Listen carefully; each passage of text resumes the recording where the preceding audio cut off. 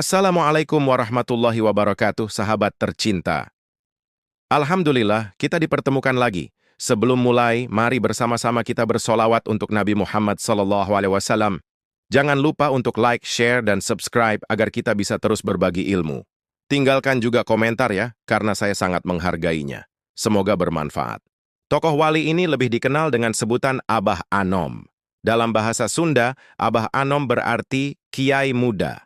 Nama lengkapnya adalah Kiai Haji Ahmad Shohibul Wafa Tajul Arifin. Ia lahir pada 1 Januari 1915 di Kampung Suryalaya, Tasikmalaya, Jawa Barat. Sebagaimana di zamannya seorang ulama besar yang namanya termasyhur, termasuk Abah Anom, ia adalah seorang guru suci dan ulama yang alim, memiliki ribuan murid bahkan jutaan muhibin atau pengikut. Abah Anom awalnya dianggap hanya seorang guru yang mengajarkan tentang keilmuan agama Islam tanpa memiliki karomah atau kesaktian seperti para wali sebelumnya. Sehingga ada seorang yang datang bermaksud menguji, bahkan ingin mempermalukan Abah Anom. Yang tadinya Abah Anom ingin menyembunyikan karomahnya karena ulah manusia sombong yang harus dilawan lagi dengan kesombongan. Akhirnya karomah Abah Anom itu terbuka secara terang berderang dan membuat yang menyaksikannya terkagum-kagum, bahkan semakin takzim kepada Abah Anom. Diceritakan, pada suatu hari, seorang kapten yang sakti dan sombong bermaksud menguji karomah Abah Anom. Ia menyertakan beberapa anak buahnya datang ke pesantren Suryalaya. Kapten itu membawa sebuah batu kali sebesar kepalan tangan di kantongnya. Batu itu lantas dikeluarkan dan diletakkan di tangan kirinya. Lantas dengan kepalan tangannya ia memukul batu itu. Sekali pukul, sang kapten berhasil membelah batu tersebut menjadi dua.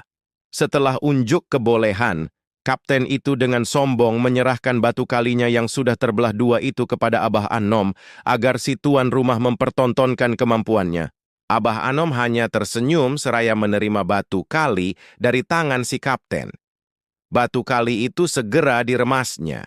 Secara ajaib, batu kali berubah bentuk menjadi lebih lembut dari semen layaknya tepung yang halus. Si kapten terbelalak seolah tidak percaya dengan kesaktian yang dipertontonkan oleh Abah Anom.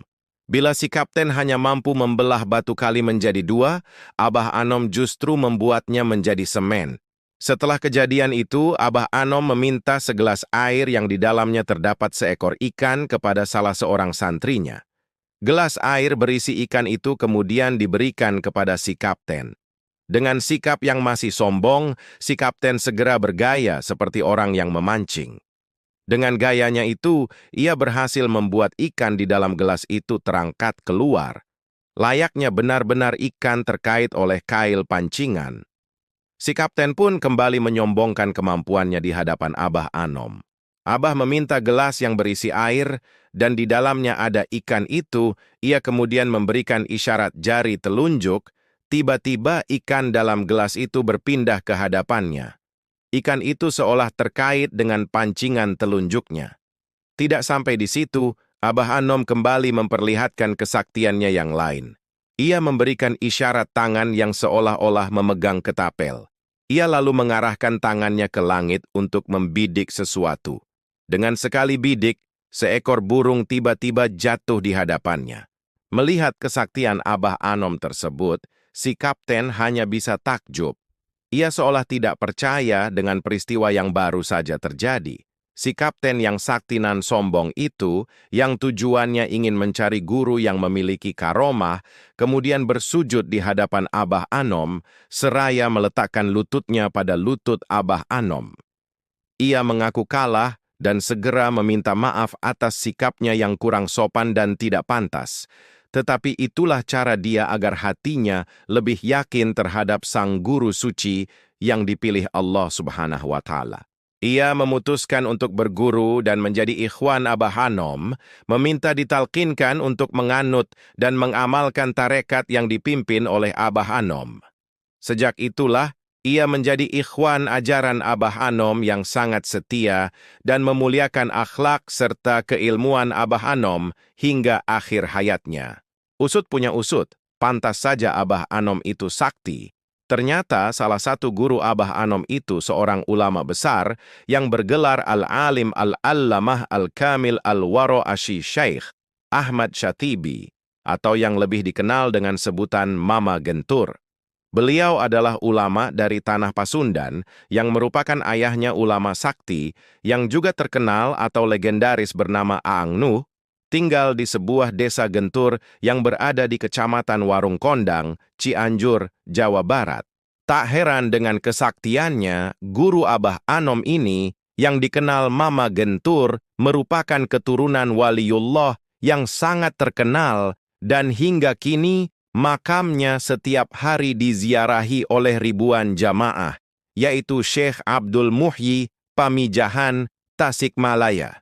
Ia merupakan dapurnya ilmu agama Islam, karena ia menguasai banyak ilmu agama Islam, dan telah berhasil melahirkan ribuan alumni, dan ratusan alumni itu menjadi ulama-ulama besar, termasuk Kiai Haji Ahmad Syohibul Wafa Tajul Arifin, atau yang lebih dikenal dengan sebutan Abah Anom, Mursyid Thoriqoh Naksabandiyah Qadariyah, sebagai penerus pesantren Suryalaya Tasikmalaya.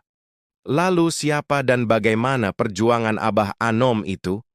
Ia adalah putra dari Syekh Abdullah Mubarak bin Nur Muhammad, atau yang biasa disebut Abah Sepuh, pendiri pesantren Suryalaya, dan ibu yang bernama Hajjah Juhriyah. Abah Anom mengawali pendidikan dari ayahnya sendiri, Abah Sepuh, yang mengajarinya dasar-dasar ilmu agama. Pendidikan formalnya ditempuh saat ia berusia 8 tahun dengan bersekolah di sekolah dasar di Ciamis. Lalu, ia melanjutkan pendidikannya dengan masuk sekolah tingkat menengah di Ciawi, Tasikmalaya. Sejak tahun 1930, ia nyantri ke beberapa pesantren di Jawa Barat karena orang tuanya berkeinginan agar Abah Anom kelak dapat menggantikan posisi ayahnya sebagai pengasuh pesantren Suryalaya. Semula Abah Anom nyantri di sebuah pesantren di Cicariang, Cianjur. Kemudian, pindah ke pesantren Jambu Dwipa Cianjur selama lebih dari 2 tahun. Ia lalu pindah ke pesantren Gentur Cianjur yang saat itu diasuh oleh Ajengan Syatibi. 2 tahun kemudian, tepatnya sejak tahun 1935 sampai 1937, ia melanjutkan pendidikan di pesantren Cireungas, Cimelati, Sukabumi yang saat itu diasuh oleh Ajengan Aceng Mumu, seorang ahli hikmah dan ilmu silat. Di pesantren terakhir inilah Abah Anom melengkapi ilmu yang sudah diajarkan oleh Mama Gentur. Ia mulai mematangkan keilmuannya tidak hanya di bidang keilmuan Islam, tetapi juga dalam ilmu bela diri dan lain-lain. Setelah dirasa cukup belajar, ia memutuskan untuk kembali ke kampung halamannya, meneruskan perjuangan ayahnya. Berbekal keilmuannya, Abah Anom semakin tawakal dan memberanikan diri menikahi gadis bernama Ewis Siti Ruyana pada usia 23 tahun. Tak lama kemudian, tepatnya pada tahun 1938, ia berangkat ke Tanah Suci Makkah untuk menunaikan ibadah haji sekaligus menuntut ilmu.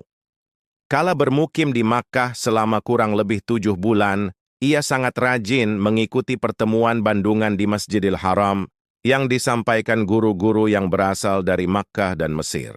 Ia juga aktif mengunjungi ribat Naksabandi di Jabal Gubaisi untuk muzakarah, ngaji, kitab tasawuf karya Syekh Abdul Qadir Al-Jailani, yakni kitab Sir Al-Asrar dan Ghaniyat At-Talibin kepada Syekh Romli, seorang ulama dari Garut. Sepulang dari Makkah, Abah Anom ikut serta memimpin pesantren Suryalaya mendampingi ayahnya. Namun, karena tahun 1939 sampai 1945 merupakan masa-masa menjelang kemerdekaan, ia lebih aktif sebagai pejuang yang turut menjaga keamanan dan ketertiban NKRI. Ketika terjadi gerakan Darul Islam (DITII) di Jawa Barat, Abah Anom tak ingin bergabung dengan pemberontakan. Ia memutuskan segera bergabung dengan TNI untuk melawan gerakan tersebut. Dengan demikian, pada masa akhir sampai awal kemerdekaan, ia sangat berkontribusi dalam menjaga kedaulatan NKRI, baik dari penjajahan bangsa asing maupun dari gerakan makar saudara sebangsa sendiri. Abah Anom memimpin pesantren Suryalaya secara penuh ketika ayahnya, Abah Sepuh, wafat pada tahun 1956. Ketika itu, DITII terus bergerak aktif melakukan perlawanan menentang pemerintahan Indonesia di bawah Presiden Soekarno. Sejak memilih bergabung dengan TNI, tak kurang dari 38 kali pesantren Suryalaya mendapat teror dari DITII, terhitung sejak tahun 1950 sampai 1960. Untuk menghadapi teror dan serangan DITII, sebagai wali Allah yang sakti, Abah Anom selaku pemimpin pesantren Suryalaya selalu menginstruksikan kepada para santri dan pengikutnya untuk memberikan perlawanan secara gigih. Atas kontribusinya tersebut, ia memperoleh penghargaan dari pemerintah RI. Abah Anom telah tiada, namun ruhnya tetap hidup di keabadian, ajaran ilmunya semakin meluas penuh kecintaan. Jasadnya telah dibenamkan dekat masjid di komplek pesantren Suryalaya. Ia wafat pada 5 September 2011. Sebagai bukti jasa-jasanya sebagai guru suci, penyebar agama, pengajar agama Islam, sekaligus mursyid Thariqah Naqsabandiyah Qadariyah yang kiprahnya tak tergantikan. Sampai saat ini, makam Abah Anom sering diziarahi oleh umat Islam dari berbagai penjuru negeri. Dari cerita ini, kita bisa mengambil banyak pelajaran yang mendalam tentang kesederhanaan, ketulusan, dan kekuatan iman. Abah Anom, yang pada awalnya dianggap biasa saja, ternyata memiliki karomah luar biasa yang justru terbuka di saat yang tepat, ketika ia diperlakukan dengan kesombongan. Hal ini mengajarkan kita bahwa kesombongan dan keangkuhan tidak akan pernah menguntungkan, bahkan bisa membuat kita tersesat. Yang lebih penting, meskipun memiliki karomah, Abah Anom tetap menunjukkan sikap rendah hati. Beliau tidak pernah pamer kemampuan, tetapi menggunakan karomahnya untuk memberi pelajaran, bukan untuk pamer atau membanggakan diri. Ini menunjukkan bahwa kekuatan sejati ada pada kerendahan hati, bukan pada kekuatan fisik atau kemampuan luar biasa semata. Selain itu, cerita ini juga mengingatkan kita pentingnya memilih guru yang bijaksana dan mengamalkan ilmunya dengan tulus.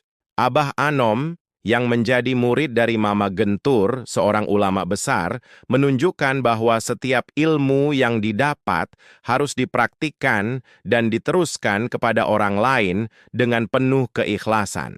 Abah Anom juga mengajarkan kita tentang pentingnya perjuangan, baik dalam ilmu agama maupun dalam menjaga negara. Dalam masa-masa sulit, beliau tetap berjuang untuk kebenaran dan keamanan NKRI, meskipun menghadapi berbagai teror. Secara keseluruhan, hikmah dari cerita ini adalah bahwa karomah bukanlah untuk dipamerkan, tapi untuk memberi manfaat bagi orang lain.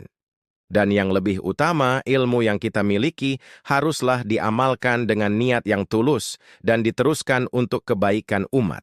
Terima kasih sudah menonton, semoga bisa memberi inspirasi dan pelajaran bagi kita semua.